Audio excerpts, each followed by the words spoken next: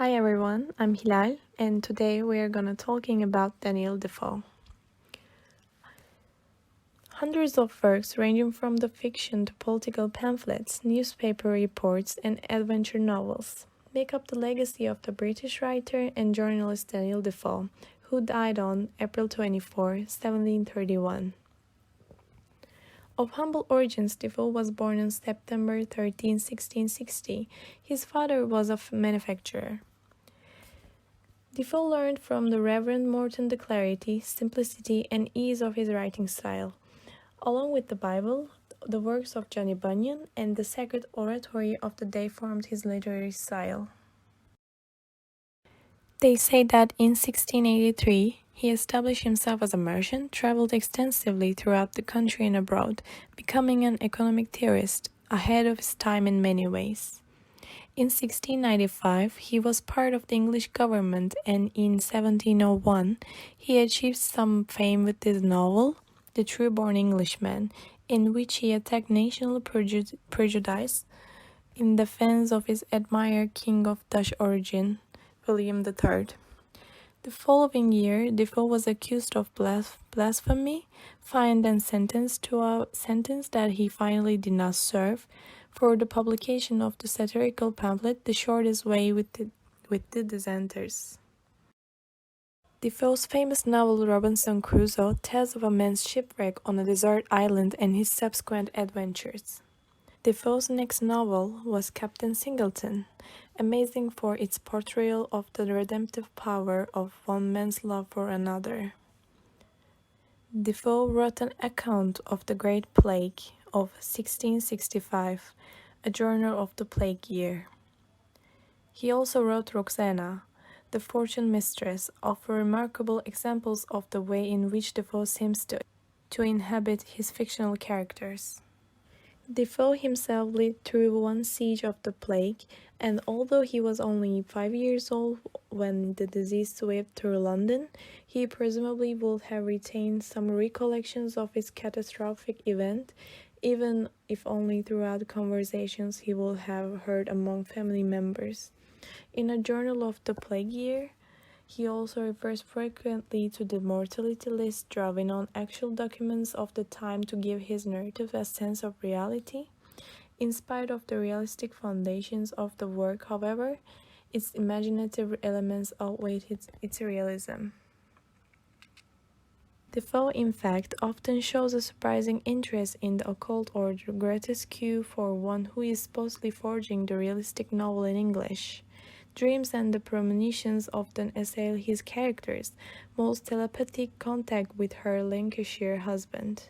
Considered in its uniqueness and in relation to Defoe's fictional works, Moll Flanders synthesizes the most outstanding narrative and thematic elements in the author's literary career.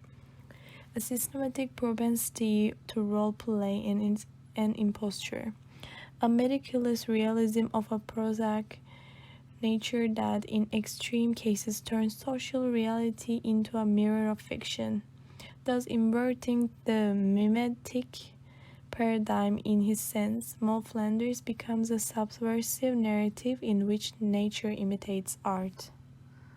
The plot is essentially divided into two parts. The first one focuses on the role of Herion's wife, while the second exposes her initiation and development in the criminal world. The first part consists of 5 main episodes that end either with the death or estrangement of one of the spouses. 2 of these episodes are of particular interest in terms of her connection to later events. One of them refers to the third marriage of the protagonist with her own brother, without them knowing. Both decided to move to Virginia, and it's here that Moll, after her mother discovers the incestuous bond that binds her to her husband. The second part developed Moll's adventures in the role of her thief.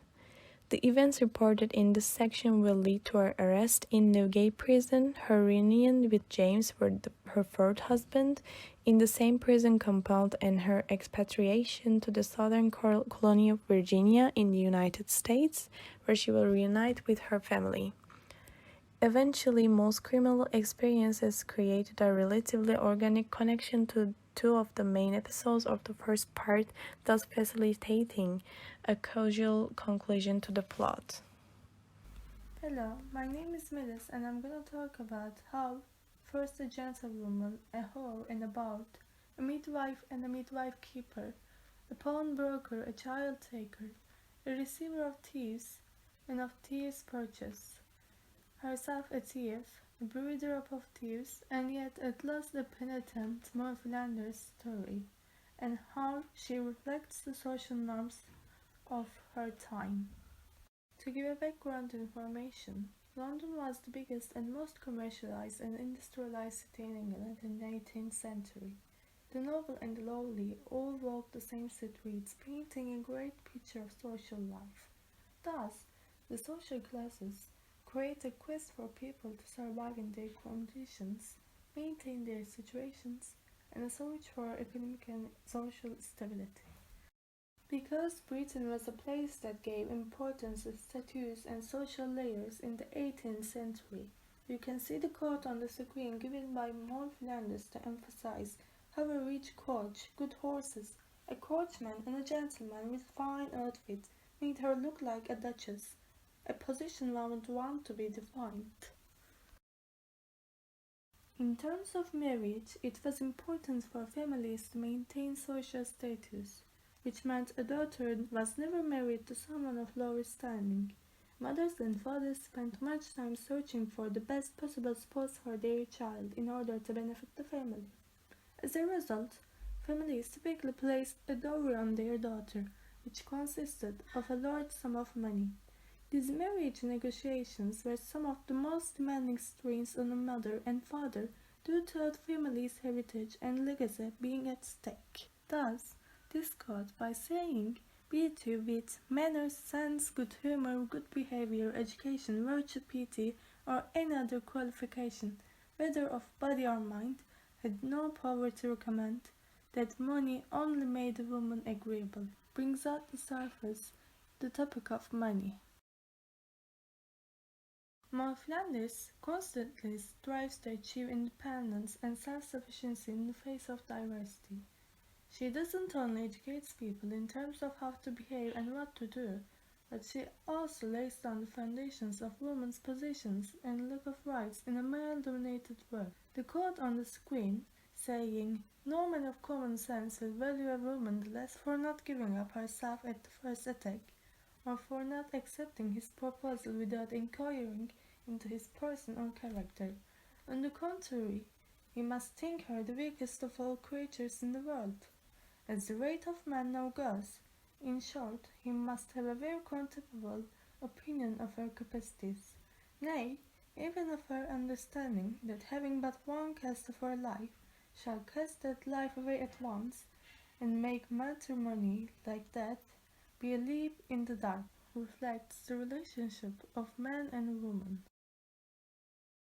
English society had been strictly patriarchal, where women were supposed to be under a man's care for the duration of their life.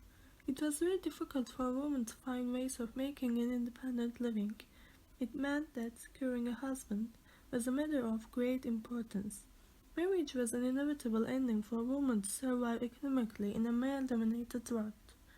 The number of purely arranged marriages was decreasing, and the number of marriages made according to interests was increasing. Young women were expected to consult their choice of a partner with their parents and relatives, especially with those that intended to bestow some property on them. The poorer a girl was, the greater freedom she had in choosing her future husband. But even the children of the poor were expected to ask their parents for their blessing. Due to the importance of land, daughters posed a large problem for landowning families. Other than widows, not many women owned land, and many daughters certainly didn't receive any, so they didn't carry an estate with them upon marriage. A woman's prosperity passed by law to her husband on marriage. Thus, marriage was one of the few ways a man could add substantially to his fortune and income. In a society where a marriage was an economic proposition and a strategy, women were perceived to be powerless unless they were married, and they had no opportunities as men.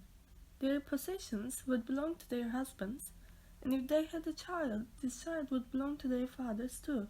Thus, you can see on the screen the quote given by Mark Flanders saying, "My 2 children were indeed taken happily off my hands by my husband's father and mother," proves women's disadvantaged position and their lack of rights.